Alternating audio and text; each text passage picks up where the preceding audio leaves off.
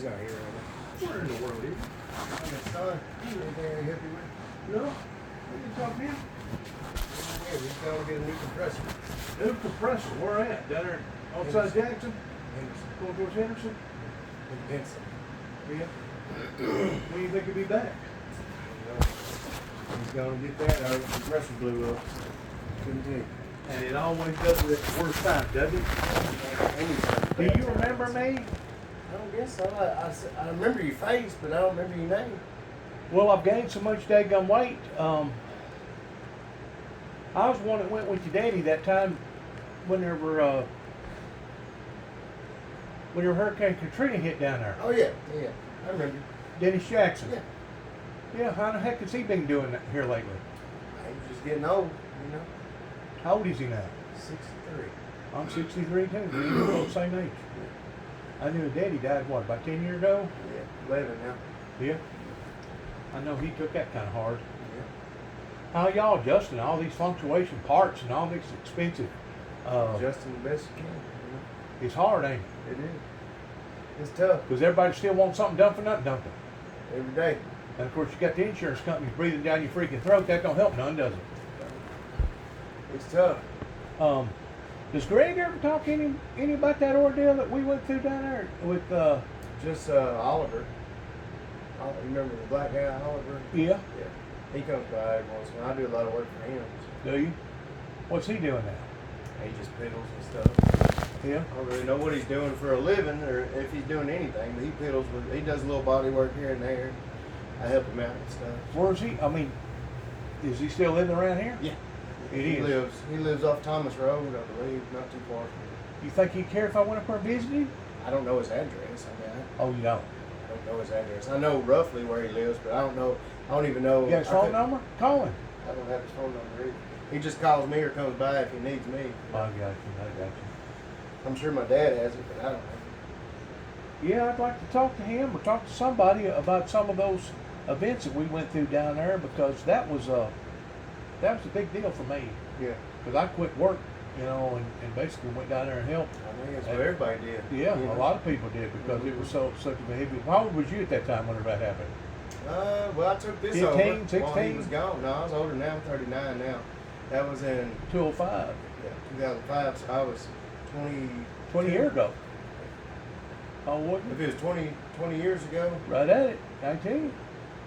So if it was 19 years ago, I'd have been 20. I'm 39. Wow. In 05, I graduated 03, so I'd have been 20 or 21. And basically, he just shut everything down here, didn't he? At No, that time. I took everything over. Oh, did he at that time? Really? Yeah, I knew he had a couple dump trucks and stuff. We stayed down there, what, about 8 months, something like that? 7, 8 months? A lot of people lost their shirts down there and all that deal, Oh, man. shit, yeah. Some people, took Some- the shirts off others' back. Some people may not never recover from that crap Oh, yeah. because I've seen all kinds of bobcats, all kinds of fork trucks, all kinds of everything Yeah, nobody down there, did. where people just walked off from it, left it because Mississippi's got such screwed up laws down there. I had a good family that I got acquainted with at Colorado Springs that come down there with about $500,000 with stuff. Of course, that ain't a whole lot of money today, but 20 years ago it was. Of course, he had a big nice truck and Corvettes and all this other stuff, but he had bobcats and all that stuff and had his family oriented, and hell, they stayed in there about 6 months and it wound up costing them almost $100,000. And the reason why is because Mississippi says that you cannot come in as an outsider and be a general contractor. You can come in and work under a general contractor towards being a subcontractor, Yeah.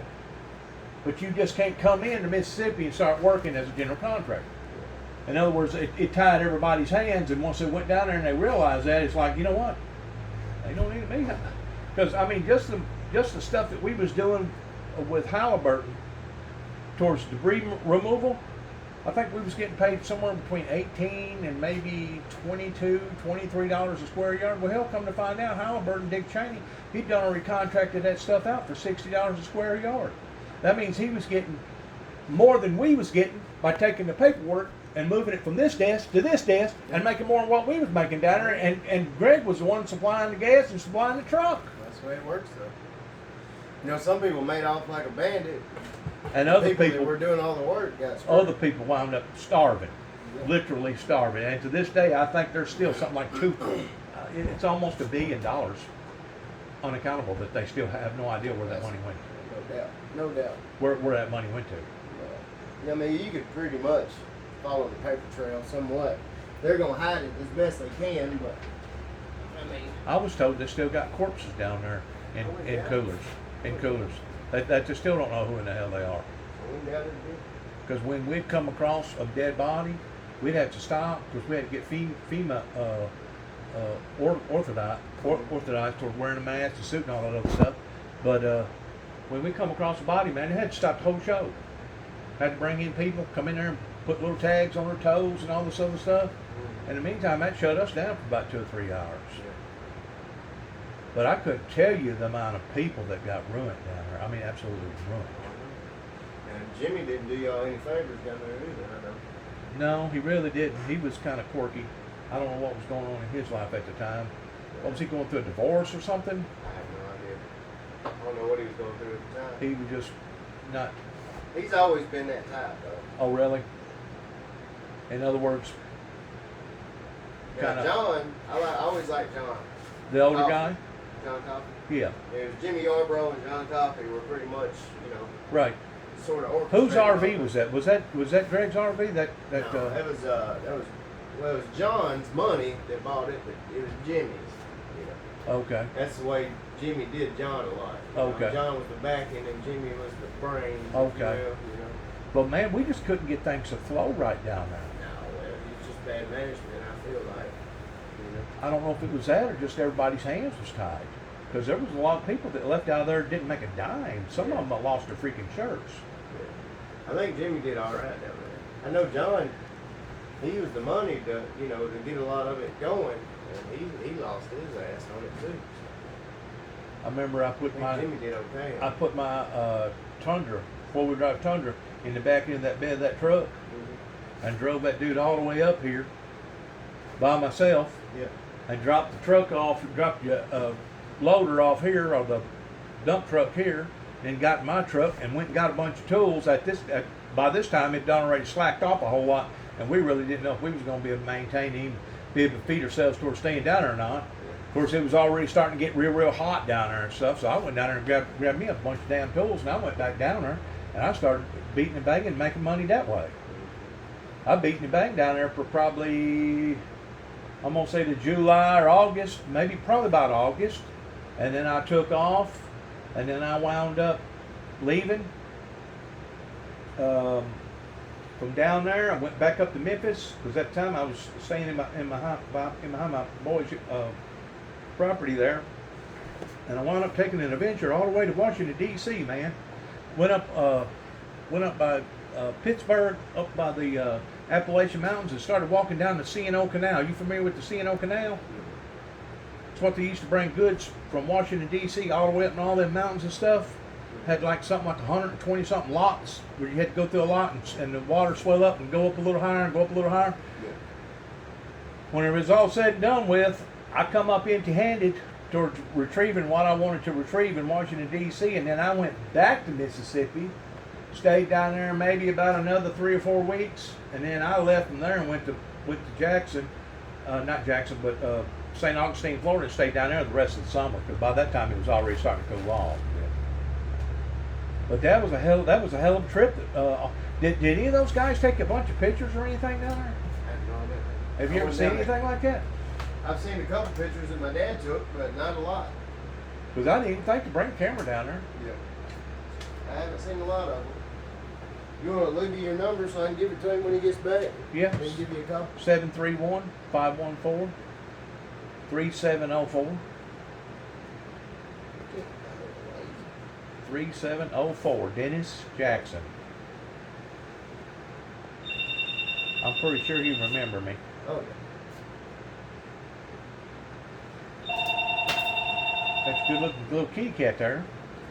Body shop.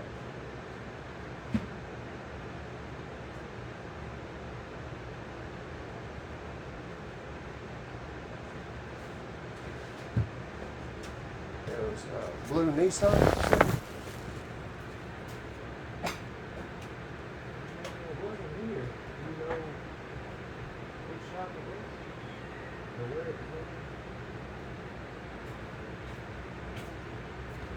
Yes, ma'am. Right beside Gateway Tire.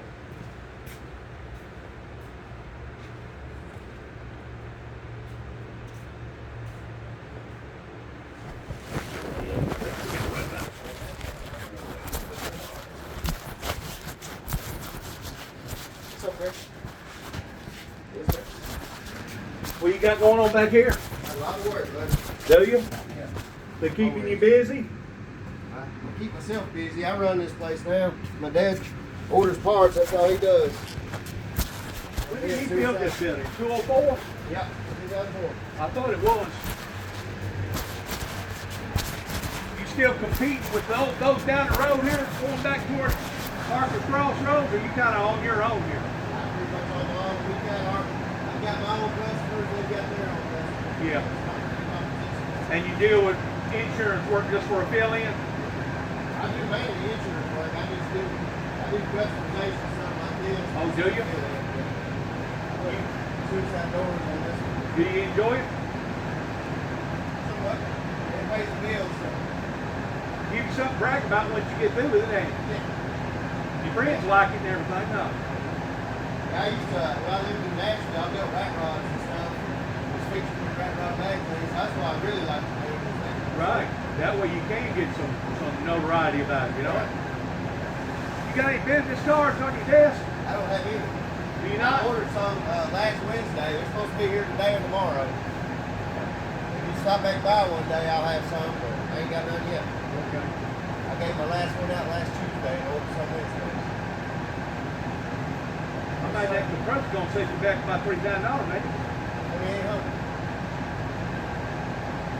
Yeah, exactly what I need. They don't give anything for one. Yeah. I'll talk to you later, man. All right, man. Take care. Yep. Hey, you care if I use your bathroom real quick? Every time it rains, it doesn't flush.